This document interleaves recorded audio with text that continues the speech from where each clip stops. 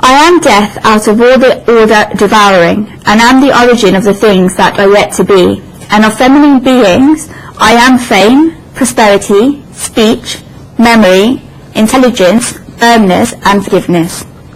This is a very beautiful verse. First of all, the Lord says that his Vibhuti is Hara, death, out of those things that are Sarvaha, or devouring. Shankaracharya says that Hara is of two types. Ganadik Hara, death of wealthy, and Prana Hara, death of life. When wealth goes away, this type of death, this is a type of death. And when life goes away, then this is also a type of death. When wealth goes away, then this is the equivalent of death. Vyasa Maharishi has said it nicely in one place, and we should understand this, that Chiranto vi mutta pancha vyasena parikirtitaha daridro vyadito mukha pravasi nitya sevaka. There are 5 types of people who can be considered dead, even though they may be alive. And Vyasa describes these people as follows. One who is impoverished, one who is constantly ill, and difficulties keep constantly coming, one who is mad, one who is always travelling, and one who is always a servant.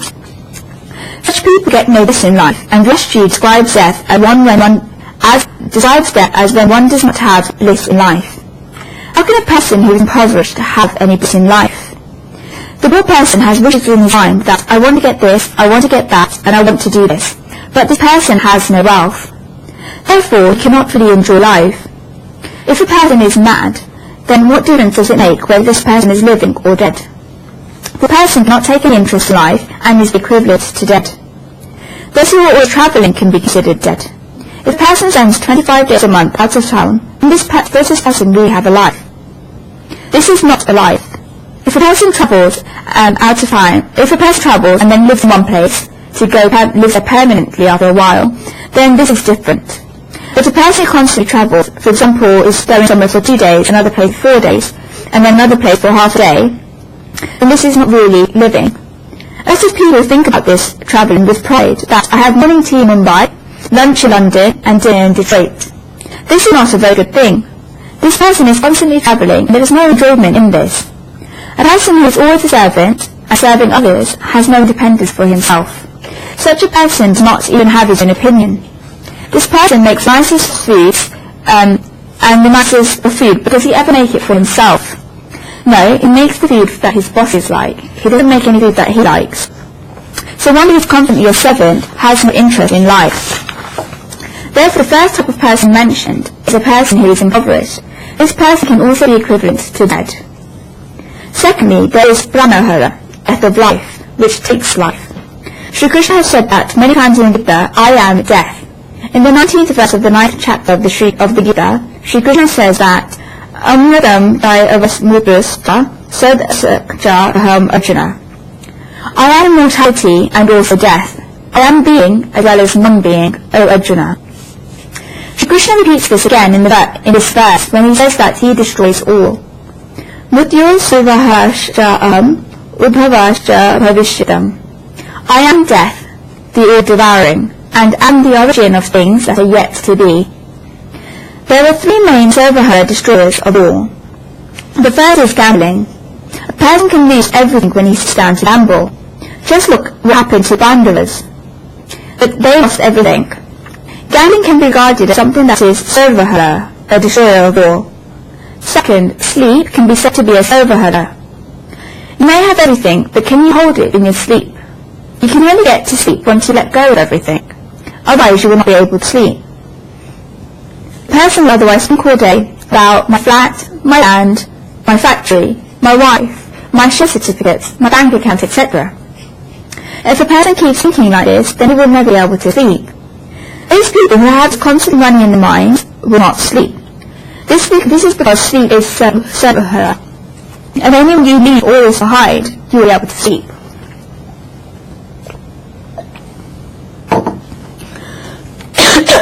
When the mind does not leave these things alone, then people have to take tablets to help them to sleep. These things do not get released from a person's mind. But when a person is in deep sleep, in complete silence and sound sleep, then all of these things are released. Thirdly, death is a Sarvahara, a destroyer of all. Remember here that God regards everything great as his Vibhuti. Out of all of these, What is the greater sarvahara? If a person loses everything as a result of gambling, then it can also be won back. Therefore gambling is not the greater sarvahara. In sleep, when a person closes her eyes, then everything is loose, but when she wakes up in the morning, everything comes back and she can grab hold of it. But death is such a sarvahara at which when it takes everything, it will never come back. Here, if the eyes close and everything is released, when the eye opens somewhere else, then over there, everything will not be the same. There will be completely new people, a completely new family, and even if we get similar circumstances, we will not remember our previous circumstances from our previous births. It is possible that similar circumstances can arise. I wrote earlier that when a father-in-law wishes that his grandson gets married, a new daughter-in-law has come. They've been married for 2 years, and she has been pregnant for 6 months. That we should get good news soon. We should get good news soon. After 3 more months, the grandfather knows the good news is coming for his daughter-in-law. But the father-in-law wishes to see these good days before going. But if the father-in-law goes without having seen the newly born grandson, then after 6 weeks, a new grandson is born. Everybody meets at a hospital and asks how the child is. One person says that the child's cheeks have dimples just like grandfather had. Another person says the child has eyes just like the grandfather had. The third person says his lips are just like the grandfather's. This grandfather has come back. People keep trying to look to your child to see whether they look like their grandfather, but in fact this very grandfather has come back. But did the grandfather know that at the time he would come back in this state? No. Does the grandfather know about everything he had left behind, that he is coming back to these same things? No. Then what is this sarvahara like? It is such that once it has taken them, it will never give them back. That is why Sri Krishna says death is his vibhuti. Death is a requirement in life. This is because one will have to let go of everything one has held on to. If a person holds on to everything, then when will it fall into the hands of others? This is why Sri Krishna says that of a sarvahara, he is death. The whole perspective of looking towards death changes. One has to let go of everything, and the fear of death goes away, because until now, one had the thought that everything will go away, but today has found out that everything will go to God. Therefore, one gives it all to God and release it. What worries are there? If it is only going to go to God, then we can let go of it all, and the fear of death goes away. Has it gone away or not? Everything goes through the Lord anyway. That is why Sri Krishna says, of the sarvahara, he is death. Sri Krishna then says he is the origin of things to yet come in the future. Sri Krishnajji gives a very beautiful commentary on this part of the verse. He has given a very different meaning of this part of the verse, and Sri Krishna is saying in this part of the verse that Utpava Utkarasha Abhayudvaya Tat Apti Hetuhu Ta Aham Kesham Bhavishitam Bhavi Kalyaranam Utkarsha Prapti Yanam Iti Adaha. I am the cause of all forms of achieving future prosperity, which deserve enhancement and are right for one's development. Everything that originates in one's life, any preeminence or elevation one gets in life, and any wealth one gets in life, is the Lord, and happens because of the Lord. God says that he gives prosperity that enables one to enhance and develop in right way in life. Whatever we are now, we always think, what will we be like, that we always think we'll be in a better position in the future. That is why we wish to live. If you're told that everything you will get will be the same now, and after 2 years everything is going to repeat itself, then will a person feel like living? And if a person finds out that after 2 years everything is going to repeat itself, then they will immediately ask, when is the cycle going to turn back? Good things may happen in the period, in the middle, but after that it will not matter. What will the person think about during that period in the middle? That they will be in a better position than that they are in now. In short, the future is the sphere of our dreams. What we do with those things that we cannot live at the moment, or the incomplete things in our life, is that we put these things in the form of completeness in the treasury of our futures. It is our dream house. It is our wish box. Whatever there is, a person thinks that if it is not here today, then it will be there tomorrow. What God is saying is that this attitude, a consequence of that attitude, which leads to one achieving future prosperity, is his vibhuti. That from which the present becomes bearable is the Lord's vibhuti. This is what Sri Krishna is trying to say in this part of the verse.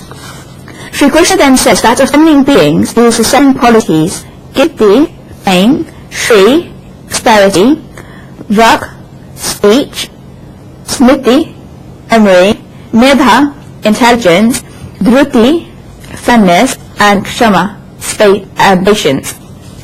The Lord says that these 7 things which are in women are his vibhuti. I will give a worldly identification, and then I will give their spiritual identifications. Firstly, I will write about Shri, wealth. Mahashri Phrigu was married to Daksha's daughter, Hyati, and the daughter was Shri, goddess Lakshmi. Shri married Lord Narayan, Vishnu. Shri Krishna says that Shri is his vibhuti. Vak is Brahmaji's daughter. There are 5 of the 7 names left. Swayambhar, Manu, and Shatrugha had 3 daughters: Akuti, Devhuti, and Prasuti. Devhuti was married to Kuladam Rishi, and their son was Lord Kapil. The stories come in the Srimad Bhagavad discourses. Prasuti was married to Daksha Prajapati. He is described in the 1st chapter of the 4th canto of the Srimad Bhagavad that they had 16 daughters. It's described in the other Puranas that Daksha and Prasuti had 24 daughters. 5 of the 24 daughters are the remaining 5 qualities described in this verse of the Gita: Kirti, Smriti, Medha, Dhruti, Kshama. They were the daughters of Daksha, Prajapati, and Prasuti. Of them, Kirti, Medha, and Dhruti were married to Dharma. Smriti was married to Angira Rishi. Kshama was married to Mahashri Pralaya. These 7 women were very important in the Puranas. Sri Krishna says that all seven of them are his vibhuti. I've given the world identifications of them, and we will now look at their spiritual identifications. If I were to give the spiritual identifications, then all 7 of his names are goddesses governing over those particular qualities. There is a quality of Kirti, fame, and governing goddess of this is Kirti. Shri, wealth, is quality, and the governing goddess of this is Shri. All the qualities of Vak, speech; Smriti, memory; Medha, intelligence; Dhruti, firmness; and Kshama, patience, also have governing goddesses of them. The goddesses Shakti, powers, and Mataji, mothers, governing these qualities are these 7 names of Kirti, Shri, Vak, Smriti, Medha, Dhruti, and Kshama. If one performs penances for all these goddesses, then we will get these qualities. As we go even further than this, then each and every woman has these 7 qualities, and the qualities residing in the women are the Lord's vibhuti. And these 7 qualities give completeness to a woman.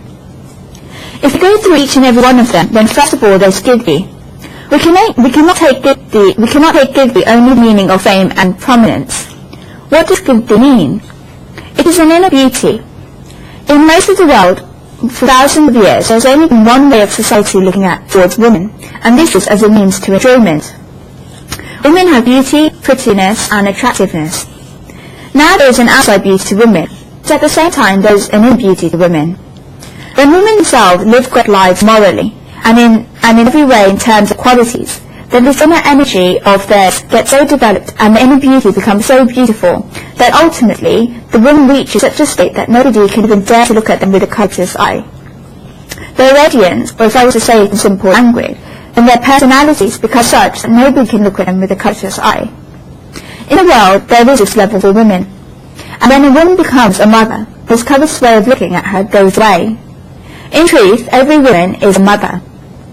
A woman is ultimately a mother. She is a mother first. Psychologists say that when a man and a woman get married, then the man only has an interest in becoming a husband, whereas the woman has an interest in becoming a mother. And if the woman has to become a wife in order to become a mother, then the woman is ready to become a wife. A man has no interest in becoming a father. A man doesn't get married in order to become a father. But a woman does get married in order to become a mother, whereas a man only gets married in order to become a husband. This is the big difference between woman and man. A woman is ultimately a mother. When this motherliness develops to its complete excellence and blooms in its completeness, then this is Kirti. Women may not like it, but it was like this during the times of the Purana that women would not go to their sons' weddings. You'll see in the Ramayana that when Rajandraji reached and King Janak sent letters of invitation, then King Dasharatha went while Mother Kaushalya remained in Ayodhya. When Ram returned having married Sita, then they touched Kaushalya's feet. Gaujaliadi did not go to Janapuri. This is still the rule in many families, in particular warrior families. The mother and groom does go to the weddings. The feeling behind this is that one should go to get Lakshmi, wealth, having made the house empty. They say that the mother of the groom herself is Lakshmi, and therefore when we go to get Lakshmi, then we should not padlock the house. Therefore, one Lakshmi will always remain in the house so that we can accumulate more wealth. I asked some of them why they do this, and they said that while the wife of the son has not come, the Lakshmi of the house is the mother. That is why she stays at home. We will welcome Lakshmi, wealth.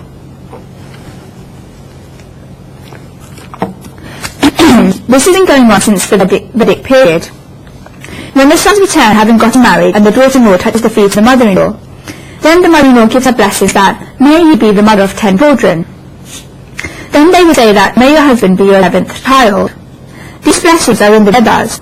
It doesn't happen today, as often in today's time, that women can have 10 children, so these blessings may not happen so much. If the daughter-in-law had her face covered with a sari, she would not say anything in return.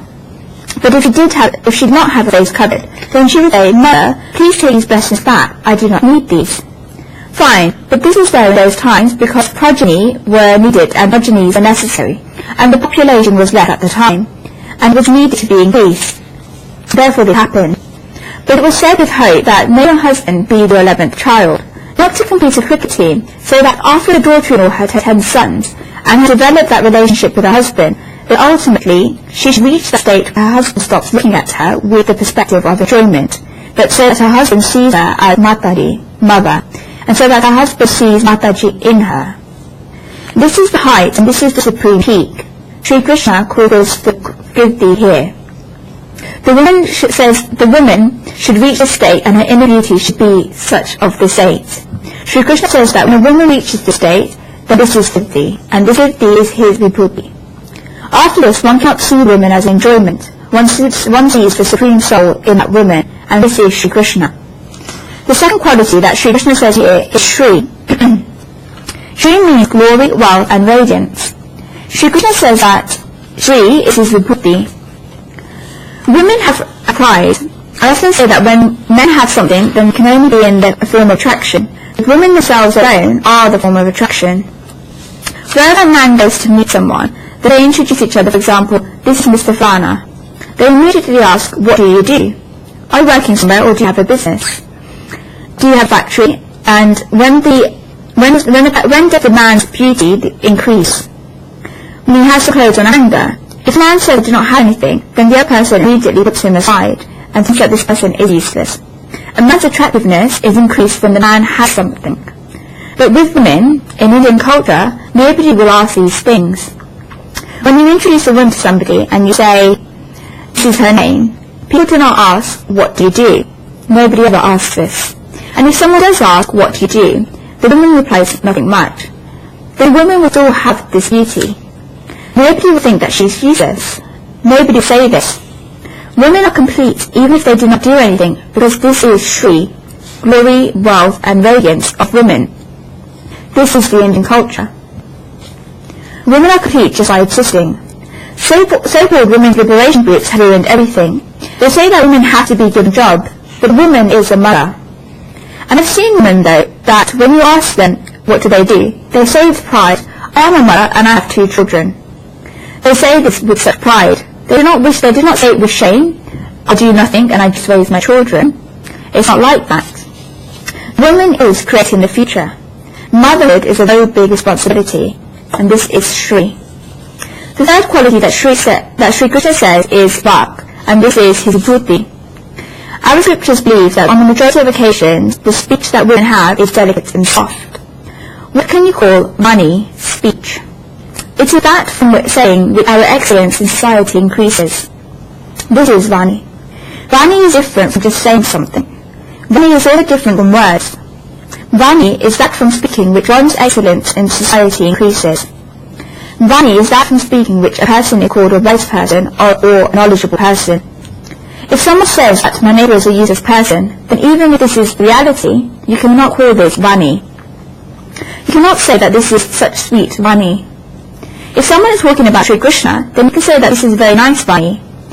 Vani is Vani is that from speaking which one's excellence in society increases. Vani is that from speaking which person is called a wise person or a very knowledgeable person. Shri Krishna says that a person is called a wise person. Shri Krishna says that this is his vibhuti. If you see this truth in somebody's speech and see this part of the supreme truth, then consider that Shri Krishna resides there. This Vani has a part of Shri Krishna. Shri Krishna then says the fourth quality, which is the power of smriti, memory. Shri Krishna says that this is his vibhuti. We can write so much about the power of memory. In reality, which computer has God placed here? And God says that this is a quality of women. Many men may not remember much, but women remember a lot. I will tell you about a previous story. It was around 9.5 to 10 years ago. I was giving a discourse somewhere in Gujarat. I went for the Paramni ceremony. A young couple would come and listen to the discourse. After the discourse, they would come close to me to meet me. On the 4th or 5th day, they told me, "Hi, will you come to our house?" I said, "Certainly." I went and they took me there. As I entered the house, there was a mother of the house there, and she was very old in age. Straight away, the mother began speaking with a loud cry, and was crying as she was speaking. She said, "Oh brother, save me. Now it would be good if I leave all this. I've had a lot of difficulties." I found it strange because I've never done such a pradhani before. The poor young wife and husband were so shaken that they had brought me there, and the mother had begun speaking like this. I gave them assurance and told them not to worry. I went straight inside and sat by the mother of the house. I asked her, "Dear sister, what has happened?" She told me, "But ask what has not happened." All of this has happened and I have a lot of difficulties. So I said, "Dear sister, it would not work if you keep saying this, that you are under a lot of difficulties. Please tell me what has happened, since where have you had these difficulties from?" She told me that I had difficulties from the beginning, since when I got married and came into this house. So I asked her what had happened. She said, after when she got married and she put her foot down into this house, her mother-in-law was standing there, and she told me off in front of everybody that I had made the mistake of putting my left foot first, and that I should have been taught better, and should have been taught to put my right foot there. What would I know, because I've never been married before? This was my first time, and I had no idea I had to put my right foot first. But my mother-in-law told me off in front of everybody, and that's where the tradition started. I told her, "Dear sister, you were sad about this, and you were sad about what your mother-in-law told you." She said, "Yes." So I said, "Okay, let's call your mother-in-law in here." The mother said that the mother-in-law had passed away and had gone to God. I asked, "How long ago was this?" She said, 10 years ago. She said, "Dear sister, the very mother-in-law who 10 years ago reached the house of God had said something to you. So where did this marriage happen?" She told me the marriage had taken place 50 years ago. Something that her mother-in-law had said to her 50 years ago had upset her that much and had made her want to leave life. Women have a very good memory. The Lord is not saying that of this particular occurrence that this is vibhuti though. In reality, God has given this power of memory and must have placed such a good computer there. I often think that where all of this coming from. If you begin talking to one person, then you can begin to receive things from that person's memory. Then when you talk to another person, you begin to receive things about this person's memory. Which drawers are opening here? We do not even think about this. There is a perfect system going on in our memory. The Lord is doing this. When I talk about the 10th chapter of the Gita, then everything comes out. When I quote a scripture of the Gita, talk about Srimad Bhagavad Gita, then everything comes out about that. Which drawers are closing and opening? When I speak about the Upanishads, then everything comes out about them too. When I begin speaking about the Narad Bhakti Sutra, then everything then begins to come out about that. This is a gigantic power. Shri Krishna says that Smriti is his vibhuti. Sit quietly and think about what power it is. These people have cut into each and every part of the human body after doing post-mortems after post-mortems. Not only that, they have done research because post-mortems only take place after a person dies. But they have done research because research is why they died. But people carry out research by dissecting the human body, and they still cannot find the answer to where all this memory is stored. If you look at each of these 7 qualities that Sri Krishna is describing here in this verse, you will see that you cannot find them on the body. Can you find Kirti, fame, on the body?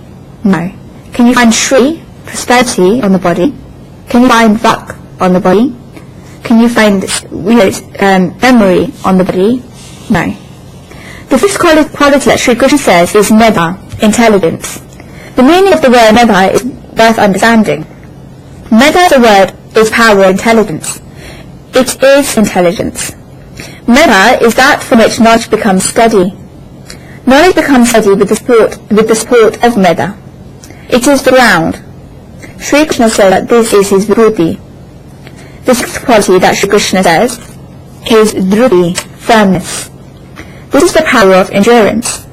Sri Krishna says that this is vibhuti, divine manifestation. What is dhruti? You can define dhruti as patience.